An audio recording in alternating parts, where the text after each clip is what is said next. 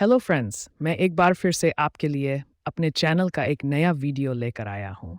ये video Richard Coke की पुस्तक द 80-20 प्रिंसिपल पर आधारित है।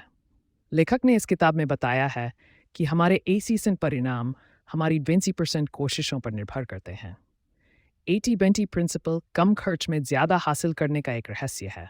ये नियम कहता है कि 80% परिणामों का कारण केवल 20% कार्य होते हैं।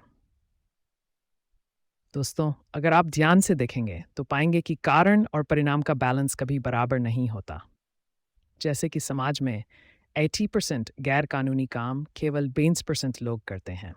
सड़क पर होने वाली 80% दुर्घटनाओं के लिए केवल 20% लोग जिम्मेदार होते हैं।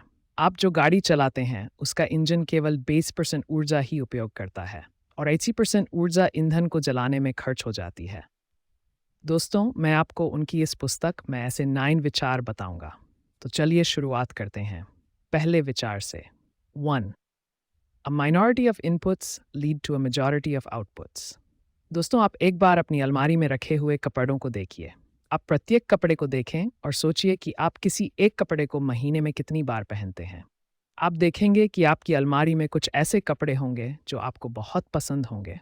उन्हें आप बार बार पहनते हैं और कुछ कपड़े ऐसे भी होंगे जिन्हें आप एक या दो बार पहनकर दोबारा नहीं पहनते। कहने का मतलब यह है कि ऐसे बहुत कम कपड़े होते हैं जिन्हें आप ज़्यादा पहनते हैं। आपकी अलमारी में केवल 20% कपड़े ऐसे होते हैं जिन्हें आप ज़्यादातर पहनते हैं। अब आप अपनी फ़ोन बुक में सेव किए हुए कॉन्टैक्ट्स को देखिए। उनमें से बहुत कम लोग ऐसे होंगे जिन्हें आप ज़्यादातर फ़ोन करते हैं। कोई एक या दो लोग ऐसे होंगे जिनसे आप रोज़ बात करते हैं और ज़्यादातर लोग ऐसे होंगे जिन्हें आप ज़रूरत पड़ने पर यहाँ कोई काम करने पर ही फ़ोन करते हैं। आपका फ़ोन पर बात करने का 80% समय केवल 20% लोगों से बात करने में ही लगता है। 80% लोगों को आप केवल ज़रूरत पड़ने पर ही फ़ोन करते हैं। Do. A minority of causes create a majority of effects. आप उन फैसलों के बारे में सोचिए जो आज तक आपने अपनी ज़िंदगी में लिए हैं। आप 1 दिन में सैकड़ों फैसले लेते हैं, लेकिन उनमें से बहुत कम ऐसे फैसले होंगे जो इम्पोर्टेंट है। और आप आज अपने जीवन में जहाँ भी हैं, उन्हीं इम्पोर्टेंट फैसलों के कारण हैं। ऐसे इम्पोर्टेंट फैसले आपके कुल फैसलों में से केवल 8% ही होते हैं। आप निवेश भी इसी तरह करते हैं। आप स्टॉक मार्केट में से जितना भी मुनाफा कमाते हैं, उनका कारण कुछ इम्पोर्टेंट फैसले होते हैं, जब आप सोच समझकर कुछ खास शेयर खरीदते या बेचते हैं। अगर आपको घाटा होता है, तो वह सभी फैसलों के कारण नहीं, आपके कुछ ही गलत फैसलों के कारण होता है। कहने का मतलब यह है कि आपकी 80% सही या गलत फैसले स्टॉक मार्केट में आपके 80% परिणामों को निर्धारित करते हैं। आपको स्टॉक मार्केट में अच्छे परिणाम पाने के लिए ज़्यादा फैसले लेने की ज़रूरत नहीं है। आप कम फैसले लीजिए, लेकिन सही फैसले लीजिए। 3. A minority of efforts lead to a majority of results. दोस्तों, आपने अभी तक अपने शिक्षा में और अपने कार्यक्षेत्र में जो भी मुकाम हासिल किए हैं, उन सभी के बारे में सोचिए। आपको अपना काम करने के लिए जिस कला की ज़रूरत होगी, वह आपके ज्ञान का एक छोटा सा हिस्सा होगा, लेकिन आप सबसे ज़्यादा पैसे उसी कला के कारण कमाते हैं। आप अपने ऑफिस में जिन प्रोजेक्ट पर काम करते हैं, उनके लिए आप बहुत से कार्य करते होंगे, लेकिन उन प्रोजेक्ट की वैल्यू केवल कुछ खास कार्यों पर ही निर्भर करती है। उदाहरण के तौर पर आप एक सॉफ्टवेयर डेवलपर को देखिए। सॉफ्टवेयर डेवलपर पहले स्कूल की पढ़ाई करते हैं, फिर वह इंजीनियरिंग की पढ़ाई करते हैं, उसके बाद वह सॉफ्टवेयर की कोडिंग सीखते हैं। उनकी पूरी शिक्षा में से केवल सॉफ्टवेयर की कोडिंग ही उनके कार्यक्षेत्र में उनके काम आती है। इंडस्ट्री में नौकरी पाने के लिए स्कूल की शिक्षा और इंजीनियरिंग को अनिवार्य योग्यता रखा जाता है, लेकिन उनके काम की प्रोडक्टता और प्रदर्शन केवल उनके सॉफ्टवेयर की कोडिंग पर ही निर्भर करती है। सॉफ्टवेयर कोडिंग उनकी शिक्षा का केवल 20% हिस्सा है, जिस पर उनकी 80% प्रोडक्टता निर्भर करती है। 4. The critical few. Identify and build upon the 20% of efforts that produce 80% of the results. दोस्तों, अगर आप अपने आप को ज़्यादा प्रभावशाली बनाना चाहते हैं, तो केवल उन कार्यों पर ध्यान दें जो सबसे अधिक इम्पोर्टेंट है। दोस्तों, आप कुछ भी कर रहे हो, चाहे आप कोई नौकरी कर रहे हो या बिजनेस कर रहे हो, अपने जीवन साथी की तलाश कर रहे हो, यहाँ किसी रिश्ते को सुधारने की कोशिश कर रहे हो, किसी भी कार्य में केवल कुछ ही बातें इम्पोर्टेंट होती हैं और 80% बातें ऐसी होती हैं जिनसे कोई फर्क नहीं पड़ता। अगर आप ध्यान से देखेंगे कि कौन सी बातें किसी काम के लिए इम्पोर्टेंट है, तो आप उस काम में बहुत कुशल और प्रभावशाली बन सकते हैं। ऐसा करने से आपका समय भी कम लगता है और पैसे भी आपको थोड़ी सी कोशिश करने पर ही अच्छे परिणाम मिलते हैं। यूं तो नौकरी का उदाहरण मैं आपको पहले ही बता चुका हूं। चलिए एक और उदाहरण लेते हैं, जैसे कि अगर कोई व्यक्ति किसी रिश्ते को सुधारने की कोशिश कर रहा हो, तो सबसे पहले ये जानना ज़रूरी है कि उसका रिश्ता खराब क्यों है। ज़्यादातर लोग अपना 8% ध्यान दूसरों की गलतियों पर देते हैं, जिसके कारण उनके रिश्ते खराब हो जाते हैं। अगर आप अपना 80% ध्यान भी दूसरों की अच्छाइयों पर लगाएंगे, तो निश्चित तौर पर ही आपके रिश्ते सुधर जाएंगे।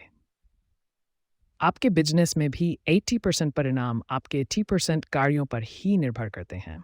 इसलिए आपको सभी कार्यों पर ध्यान ना देकर अपना समय और ऊर्जा उन 20% कार्यों पर खर्च करने चाहिए। 5. Most of what we do is low value. Eliminate or reduce the 80% of efforts that produce poor results. किसी भी काम में अपने समय और साधनों को व्यर्थ करने के बहुत से तरीके होते हैं। आपके पास सीमित धन, सीमित समय और सीमित ऊर्जा है। इसलिए बुद्धिमानी इसी में है कि आप अपना धन, अपना समय और अपनी ऊर्जा को सावधानी से खर्च करें। इसलिए जो भी कार्य इम्पोर्टेंट नहीं है, उसे अपनी लिस्ट से हटा दें या उसे इम्पोर्टेंट कार्यों को करने के बाद करें। दोस्तों, इस सलाह को अमल में लाना थोड़ा मुश्किल है, लेकिन किसी भी कार्य में कम समय में अच्छे परिणाम पाने के लिए ऐसा करना ज़रूरी है। दोस्तों, हर एक ईमेल का जवाब देने का मतलब है अपने समय को व्यर्थ करना। किसी भी संस्था में कर्मचारी अपना 80% समय अनावश्यक कार्यों को करने में खर्च करते हैं और उनके 80% कार्य ही संस्था की प्रोडक्ट निर्धारित करते हैं। जब आप अपने जीवन में स्पष्ट फैसले लेंगे कि आपको क्या करना है और क्या नहीं, आप अपने समय और ऊर्जा को सही काम के लिए और सही जगह पर खर्च करेंगे।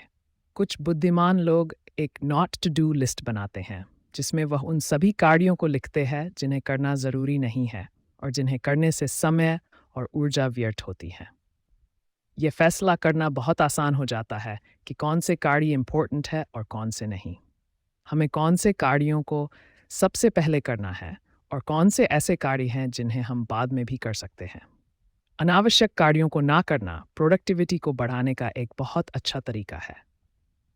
अगर आपको हमारा ये वीडियो पसंद आया तो इसे ज़रूर लाइक कीजिएगा और कुछ ऐसे ही वीडियोस अगर आप देखना चाहते हैं तो हमारे चैनल प्रेम बुक को सब्सक्राइब करना बिल्कुल भी मत भूलिएगा और बेल आइकन को दबाना तो बिल्कुल ही मत भूलिएगा, ताकि आप हमारे पोस्ट किए हुए वीडियोस को सबसे पहले देख सकें। आपको इस वीडियो में क्या अच्छा लगा और आप अपने लाइफ को कैसे ऑर्गेनाइज करके रखते हैं, उन बातों को हमारे साथ कमेंट सेक्शन में ज़रूर शेयर कीजिएगा। तो चलिए मिलते हैं इस वीडियो के अगले पार्ट में। आपका समय शुभ हो। 6. In business, focus on the products and customer that make you the most money and minimize or eliminate the rest. एक बिजनेस करने वाले व्यक्ति के लिए सभी ग्राहक एक जैसे नहीं होते। कुछ ग्राहक बहुत अच्छे होते हैं, वह बड़े जोश में उत्साहित होकर वह सब कुछ करते हैं जो आप उन्हें ऑफर करते हैं। दूसरी और कुछ ग्राहक ऐसे होते हैं जो आपका प्रोडक्ट खरीद तो लेते हैं, लेकिन उनसे कभी संतुष्ट नहीं होते। आप उन्हें कितना भी अच्छा प्रोडक्ट या सेवाएं दें, लेकिन वह आपके प्रोडक्ट से या आपकी सेवाओं से कभी संतुष्ट नहीं होंगे। वह आपसे और आपके कर्मचारियों से हमेशा शिकायतें करते रहेंगे। ऐसे ग्राहक आपसे हमेशा स्पेशल ट्रीटमेंट की उम्मीद करेंगे। दोस्तों, लेखक ने हमें बिजनेस करने के लिए एक नियम बताया है।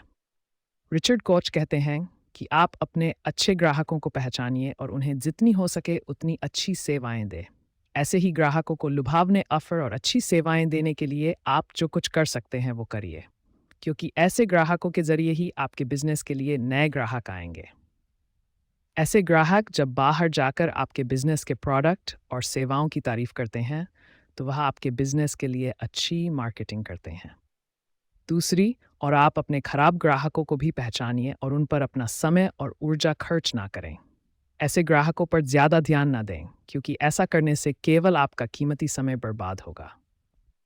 अगर ऐसे ही कोई ग्राहक आपसे रिफंड मांगे तो उनके साथ झगड़ा करने से बेहतर है आप उन्हें रिफंड की राशि लौटा दें। ऐसा करने से आपका समय बचेगा और आप तनाव से भी बचे रहेंगे। खराब ग्राहकों को नज़रअंदाज करने से आप अपना समय और ऊर्जा अच्छे ग्राहकों को दे पाएंगे, जो आपको आपके बिजनेस के लक्ष्य को हासिल करने में मदद करेंगे। 7. In life, focus on the activities that produce the majority of life satisfaction. 80-20 principle. आपके जीवन में आपकी संतुष्टि पर भी लागू होता है। आप अपने जीवन में बहुत सारे लक्ष्य और बहुत सारी चीज़ें हासिल करना चाहते हैं, लेकिन उनमें से कुछ ही आपको खुशी और मन की शांति दे सकती हैं। आपको अपना समय और ऊर्जा उन्हीं चीज़ों पर खर्च करनी चाहिए जो आपको असली संतुष्टि प्रदान कर सकती हैं, जैसे कि अपने परिवार के सदस्यों और दोस्तों के साथ समय बिताना, नए नए लोगों से मिलना और उनके साथ बातचीत करना, खुद के ज्ञान को दूसरों के साथ बांटना और उन कार्यों को करना जिनमें आपकी दिलचस्पी है। दोस्तों, ये तो केवल खुद की संतुष्टि के कुछ उदाहरण हैं। यह आपको खुद देखना है कि आपकी किन कार्यों में दिलचस्पी है और कौन से काम करने में आपको सबसे अधिक संतुष्टि मिलती है। अगर आप एक खुशहाल जिंदगी जीना चाहते हैं तो आपको ज़्यादा नहीं तो थोड़ा समय उन कार्यों को ज़रूर देना चाहिए जिनसे आपको संतुष्टि मिलती है। एक शोध के मुताबिक रोज़ करने वाले कार्यों का आपके जीवन की खुशियों और संतुष्टि में आपकी संपत्ति से ज़्यादा महत्व होता है। दूसरी, और आपको ऐसे कार्य नहीं करने चाहिए जिनसे आपको खुशी और संतुष्टि नहीं मिलती, जैसे कि लोगों को ज़्यादा देर तक बस या ट्रेन में सफ़र करना पसंद नहीं होता। अगर आपको रोज़ ऑफिस जाने के लिए बस या ट्रेन से सफ़र करना पड़ता है, तो आप अपना घर अपने ऑफिस के नज़दीक शिफ्ट कर सकते हैं। इससे आपको रोज़ भीड़ से भरी बस या ट्रेन में सफ़र नहीं करना पड़ेगा और आपका समय भी बचेगा। अगर आपको ऑफिस के पास घर शिफ्ट करना महंगा भी पड़े, तो भी ये एक सकारात्मक फ़ैसला होगा, क्योंकि जब आप रोज़ भीड़ में सफ़र नहीं करेंगे, तो इसका आपके जीवन पर सकारात्मक प्रभाव होगा। 8. A minority of decisions will produce the majority of your results. Choice of work, debts, investments, relationships. दोस्तों, जीवन में आपको ऐसे बहुत से फैसले लेने पड़ते हैं जिन्हें लेते समय आपको बहुत बहुत सावधानी बरतनी पड़ती है। जब आप पैसे कमाने के लिए कोई काम करते हैं, जब आप किसी से पैसे उधार लेते हैं, जब आप किसी से कोई समझौता करते हैं और जब आप शादी करते हैं, ये फैसले आपकी ज़िंदगी के इम्पोर्टेंट मोड़ होते हैं। आप एक ऐसी कमिटमेंट कर रहे होते हैं जिसे आप बाद में बदल नहीं सकते। आप अपना समय और ऊर्जा किस प्रकार खर्च करेंगे, ये भी आपके जीवन के इन इम्पोर्टेंट फैसलों पर निर्भर करता है। आप कितने पैसे कमाते हैं, जीवन में आपकी प्राथमिकताएं क्या है और जीवन में आपको मिलने वाली संतुष्टि इन इम्पोर्टेंट फैसलों पर निर्भर करते हैं। जीवन में इन फैसलों को लेते हुए आपको पूरा समय लेना चाहिए और अपने आप को सही जगह पर रखकर ही ये फैसले लेने चाहिए, ताकि आप बिल्कुल सही फैसले ले सके। क्योंकि अगर जल्दबाजी में आपने कोई भी गलत फैसला ले लिया तो उसे बदलना बहुत मुश्किल हो सकता है। उदाहरण के तौर पर घर खरीदना किसी भी व्यक्ति के जीवन का एक बहुत बड़ा आर्थिक फैसला होता है। इसलिए अगर आप भी घर खरीदना चाहते हैं तो जल्दबाजी में कभी फैसला ना लें। घर खरीदने से पहले आपको घर के बारे में पूरी जांच पड़ताल करनी चाहिए, अपना आर्थिक बजट देखना चाहिए और अगर आप बैंक से लोन लेकर घर खरीद रहे हैं तो लोन के लिए भी पूरा समय लगाकर जांच पड़ताल करनी चाहिए, जिससे कि आपको कम से कम ब्याज दर पर लोन मिल जाए। आपको ये देखना होगा कि आपको कम ब्याज दर पर लोन कहाँ से मिलेगा, क्योंकि अगर आप 1% कम ब्याज दर पर लोन लेते हैं तो 30 साल के लोन में आपको ब्याज में हज़ारों और लाखों रुपए का फ़ायदा हो सकता है। 9. More effort does not equal more reward. Focus only on what is crucial and ignore the rest. सबसे मुख्य और सबसे इम्पोर्टेंट बात यह है, आपको आपकी कोशिशों का इनाम नहीं मिलता। लोग इस बात की परवाह नहीं करते कि आपने किसी कार्य को करने में कितनी मेहनत की है और कितना समय लगाया है। आपके ऊपर वाले लोग केवल ये देखते हैं कि जो काम आपने किया है वह कितना इम्पोर्टेंट है। जैसे कि आपका बॉस हमेशा ये देखेगा कि आपके द्वारा किया गया काम उसके बिजनेस के लिए कितना इम्पोर्टेंट है। अगर आप अपने जीवन के 30 साल रेगिस्तान में गड्ढा खोदने में लगाएंगे तो कोई आप पर ध्यान नहीं देगा। दूसरी और अपने जीवन के वही 30 साल अगर आप किसी बीमारी का इलाज ढूंढने में लगाएंगे तो आपके काम को सराहा जाएगा और इम्पोर्टेंट समझा जाएगा। आप जीवन में जो भी काम करने का फैसला करते हैं, शुरू में थोड़ा समय उस काम पर रिसर्च करने में लगाएं। जब आप जीवन में कोई भी लक्ष्य निर्धारित करते हैं तो आपको ये पता लगाना होगा कि कौन से कार्य करने से आप अपने लक्ष्य को जल्दी प्राप्त करेंगे और कौन से कार्य करने से आपका समय और ऊर्जा बर्बाद होंगे। आपको अपने लिए 2 तरह की लिस्ट बनानी चाहिए। पहली लिस्ट का नाम रखिए फोकस ऑन लिस्ट। इस लिस्ट में आप उन सभी कार्यों के बारे में लिखिए जो आपके लक्ष्य को प्राप्त करने के लिए इम्पोर्टेंट है। आपको सबसे अधिक ध्यान इन्हीं कार्यों को देना है। आपको एक और लिस्ट बनानी होगी जिसका नाम आप रखेंगे नॉट टू डू लिस्ट। इस लिस्ट में आपको उन सभी कार्यों के बारे में लिखना है जो आपके लक्ष्य के लिए इम्पोर्टेंट नहीं है और जिन्हें करने से केवल समय और ऊर्जा व्यर्थ होते हैं। आपको अपना ध्यान उन्हीं कार्यों पर लगाना है और अपना समय और ऊर्जा उन्हीं कार्यों पर खर्च करने हैं जिन्हें आपने फोकस ऑन लिस्ट में लिखा है।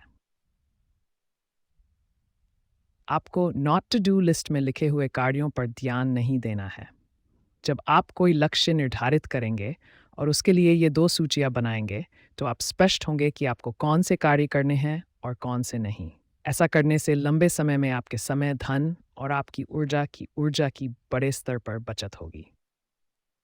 चलिए दोस्तों, अब मैं आपको 80-20 प्रिंसिपल के कुछ उदाहरण बताता हूँ। 1. दुनिया की 80% दौलत केवल 20% लोगों के पास है, जबकि 20% दौलत 80% लोगों के पास है।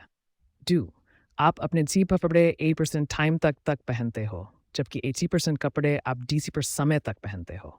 3. आपके मोबाइल में जितने भी कॉन्टैक्ट्स हैं उनमें से 20% कॉन्टैक्ट्स के लिए आप 80% कॉल करते हो, जबकि 80% कॉन्टैक्ट्स के लिए आप 20% कॉल करते हो। 4. आपके 10% दोस्त या रिलेशन ही आपको 80% खुशी देते हैं, जबकि 80% दोस्त या रिलेशन आपको 20% खुशी देते हैं। 5. केवल 20% सड़कों पर ही 80% ट्रैफिक होती है और 80% ट्रैफिक 80% सड़कों पर होती है। 6. हमें 80% मिनरल और खाद्य पदार्थ केवल 80% ज़मीन से मिलते हैं और 80% ज़मीन से केवल 20% मिनरल्स और खाद्य पदार्थ मिलते हैं। 7. केवल 20% लेखकों द्वारा लिखी गई पुस्तकें 80% बिकती हैं और 80% लेखकों द्वारा लिखी गई पुस्तकें केवल 20% बिकती हैं। 8.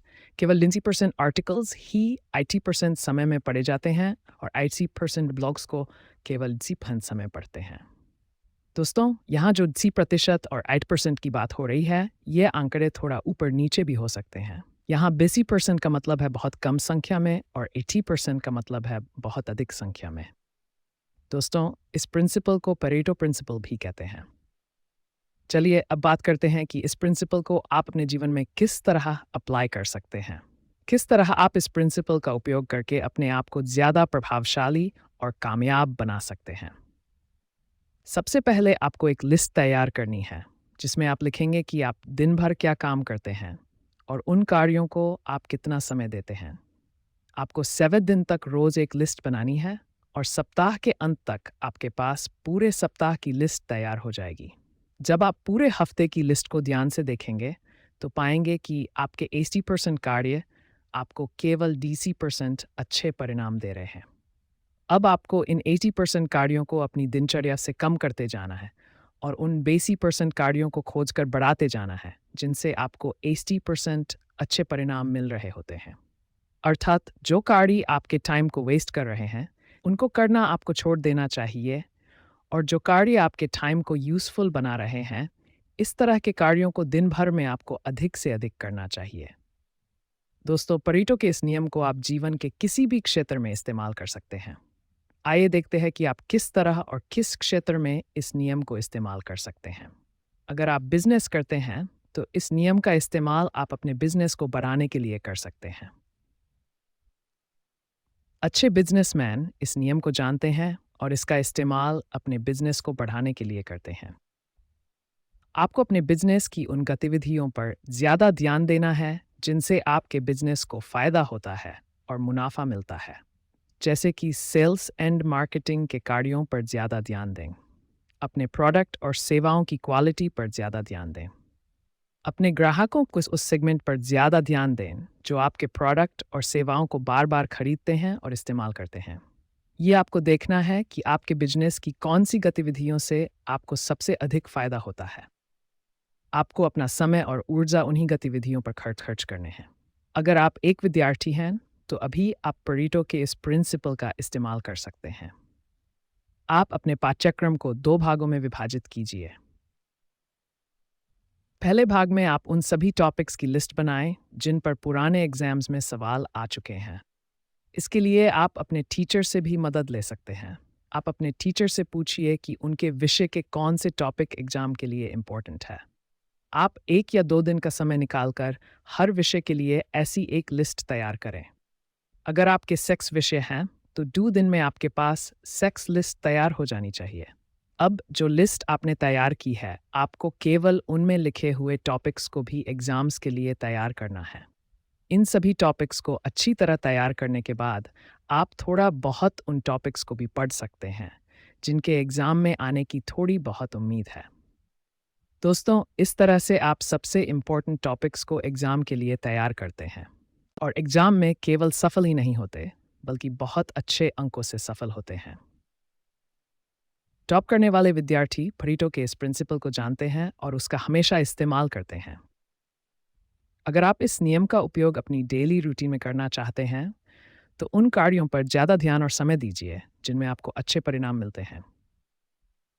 अगर आप ध्यान से देखेंगे तो आपको उन्हीं कार्यों में अच्छे परिणाम मिलेंगे जिनमें आपकी दिलचस्पी अधिक होगी। जब किसी कार्य में आपकी दिलचस्पी होती है तो वह कार्य आपको किसी बोझ की तरह नहीं लगता। आप उसे इंटरेस्ट से करते हैं और उसमें आपको अच्छे परिणाम मिलते हैं। उन सभी कार्यों की एक सूची बनाएं जिनमें आपको दिलचस्पी है और जो आपको अच्छे परिणाम देते हैं। अगर आप अच्छे रिश्ते बनाना चाहते हैं तो उन लोगों के साथ ज़्यादा समय बिताएं जो आपको खुशी देते हैं और मुश्किल समय में भी आपका साथ देते हैं। अपना समय उन लोगों के लिए व्यर्थ ना करें जो आपको दुख देते हैं और मुश्किल समय में आपका साथ नहीं देते। जब आप ऐसे लोगों के साथ समय बिताएंगे जो आपको महत्व देते हैं और खुशी देते हैं, तो उनके साथ आपका रिश्ता लंबे समय तक बना रहेगा। जो लोग आपको खुशी देते हैं, वह जीवन भर आपके साथ अच्छे रिश्ते निभा सकते हैं। अपने सामाजिक जीवन को बेहतर बनाने के लिए भी आप इस नियम का उपयोग कर सकते हैं। आप उन लोगों के साथ ज़्यादा समय बिताएं जिनके साथ आपके विचार मिलते हैं और जो आपको इम्पोर्टेंट समझते हैं। ऐसे लोगों के साथ दोस्ती बढ़ाएं जो मुश्किल समय में भी आपका साथ देते हैं। ऐसा करने से समाज में आपके रिश्ते अच्छे बनेंगे और आपका सामाजिक जीवन बेहतर होगा। दोस्तों, अब ज़रा मेरी बात ध्यान से सुनिए। 80-20 प्रिंसिपल ये नहीं कहता कि आपको केवल 20% कार्य करना चाहिए। इस बात का ध्यान रखिए कि अगर आप 20% कार्य करेंगे तो आपको परिणाम भी केवल 20% ही मिलेंगे। 80-20 प्रिंसिपल कहता है कि हमें उन कार्यों को नहीं करना चाहिए जो इम्पोर्टेंट नहीं है, बल्कि केवल उन कार्यों को अपना समय देना चाहिए जिनसे हमें 80% परिणाम मिलते हैं। ऐसा करने से आपकी कार्य क्षमता बढ़ेगी और अगर आप बिजनेस करते हैं तो आपके बिजनेस की प्रोडक्टिविटी बढ़ेगी। तो दोस्तों, देरी किस बात की है? मुझे उम्मीद है कि आप परेटो का ये 80-20 प्रिंसिपल अच्छी तरह से समझ गए होंगे। आज ही कलम उठाए और उन सभी कार्यों की सूची बनाएं जो आपके लिए इम्पोर्टेंट है और आपको 80% परिणाम देते हैं, और इस नियम को अमल में लाना शुरू कीजिए। आप जैसे जैसे इस नियम का उपयोग करेंगे तो आपके कार्यों और परिणामों में निश्चित तौर पर सुधार आएगा। तो दोस्तों, इसी के साथ हमारे चैनल का ये वीडियो समाप्त होता है। मुझे उम्मीद है कि आप सबको मेरा ये वीडियो पसंद आया होगा और आपने इससे बहुत कुछ सीखा होगा। अगर आपको मेरा ये वीडियो पसंद आया तो लाइक ज़रूर करें और आने वाले वीडियोस को देखने के लिए हमारे चैनल को सब्सक्राइब करें। मैं जल्दी ही आपके लिए अपने चैनल पर अगला वीडियो लेकर आऊँगा। तब तक के लिए हमारे चैनल को सब्सक्राइब करें और हमारे साथ जुड़े रहें।